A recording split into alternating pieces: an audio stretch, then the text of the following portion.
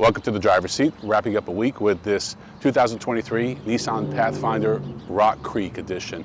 It's a new trim level for Pathfinder. Pathfinder's been around for almost 40 years, and some of the highlights include this unique V-shaped grille and unique wheels, unique tires.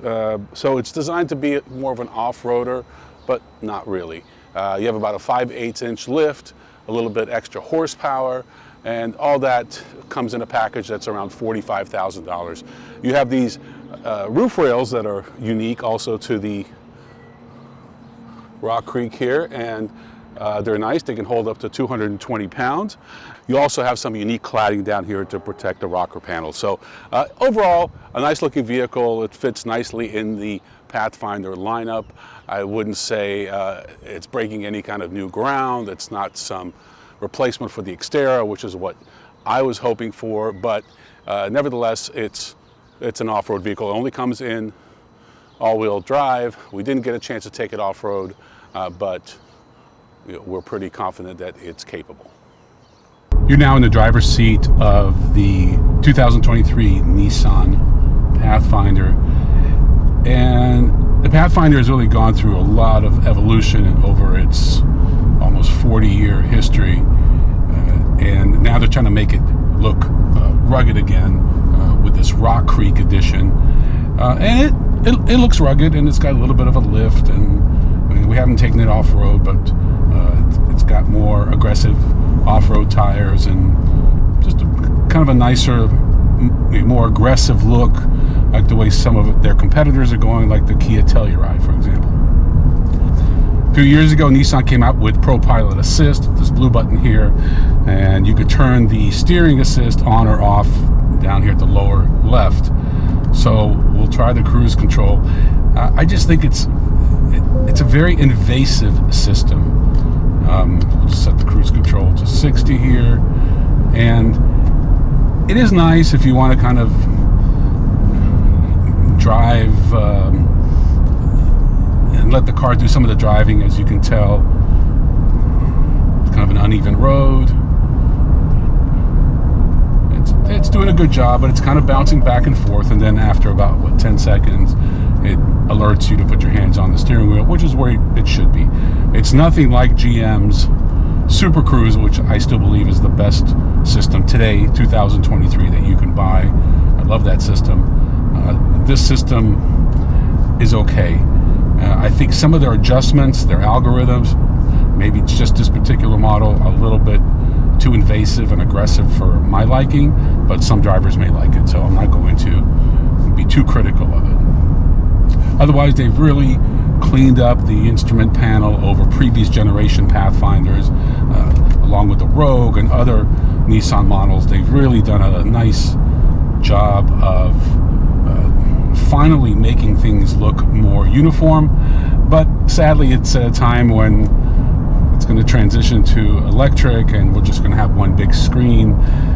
But for now, we still got some proper analog gauges, multi-information display in between that gives you a lot of great information. We're going to cancel the cruise control. I'm not really a fan of how this vehicle steers in general. A lot of oversteer, but that's kind of par for the course, I guess. When you look at the rest, as far as seat comfort, Nissan introduced these zero gravity seats years ago, and their seats are fine. I wouldn't say they're the best. I wouldn't say they're the worst. I would say they're right on par, and they did a nice job with it. The vehicle is a little bit loud and hard acceleration. I think they could have done a little bit better job with the sound deadening. Again, you're talking about in this particular case, a 3-row, 7-passenger crossover that is around mid-40s. There are more expensive trim levels, and there are less expensive trim levels. There's no sunroof, there's no power liftgate on this one, but which is the Rock Creek edition, but it does have the nice tubular roof rack that's very aggressive, very sporty, and some nice styling cues, a unique grille, etc. So they did a nice job of distinguishing this from other trim levels, and I think they'll sell a fair amount of them. I wish they would have gone a little bit more aggressive. I never felt that Nissan filled the void left when they discontinued the Exterra, and maybe this could have been that void, and maybe it can with some aftermarket, but for now it's a rugged Pathfinder. As you can see, there's unique Rock Creek badging throughout the vehicle, also on the side over here, and it is a 3-row crossover. It does not have a power liftgate. I think one of the things that they took out so that we have the upper trim levels for more of those luxurious appointments, but nice seating, captain's chair, so this has room for 7. Third row is a split 60-40, which I like, as opposed to a lot of these crossovers, which is just a 50-50 split. Overall, a nice vehicle. I like the new styling of the Pathfinder. These broad shoulders that Nissan and other manufacturers have adopted are nice to look at. As opposed to the previous 3 or 4 generations of Pathfinder, I think they were very soft. The original Pathfinder was a body-on-frame SUV. This is not, but they're getting back to their rugged roots. I'm Ron Doran. Thanks for watching. See you next time on The Driver's Seat.